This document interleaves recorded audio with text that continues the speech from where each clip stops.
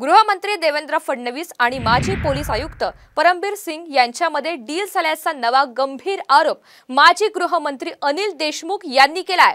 परमबीर सिंग माझ्या सांगण्यावरून देशमुखांवर आरोप करतील का असा सवाल फडणवीसांनी केलेला होता आणि त्याला उत्तर देताना देशमुखांनी आज नवाच आरोप केलेला आहे आणि त्याला सुद्धा फडणवीसांनी प्रत्युत्तर दिलंय। एखादा कमिशनर आरोप लावेल असं शक्य आहे का? त्याला स्वतःच्या नोकरीची काळजी आहे की नाही आहे? त्यामुळे मला असं वाटतं की अशा प्रकारचे कपोलकल्पित ज्या गोष्टी ते बोलून राहिले आहेत याच्यामध्ये काही अर्थ नाही आहे। स्कॉर्पिओ गाडीचा जो मालक आहे त्याची हत्या झाली, त्याचा खून झाला। या दोन्ही गुन्ह्यामध्ये परमबीर सिंग ते मुंबईचे पोलीस आयुक्त होते, ते मास्टरमाइंड होते।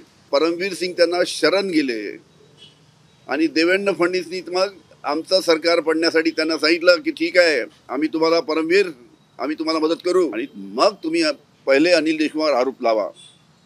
अशा पद्धतीने त्या परमबीर सिंग आणि देवेंद्र फडणवीसचं डील झालं होतं। तो अनिल देशमुख ने ऐसा कहा है, बयान दिया है कि परमबीर सिंग मास्टरमाइंड थे, डील झाली होती असा आरोप केला। झूठ बोले कौवा काटे, काले कौवे से डरियो।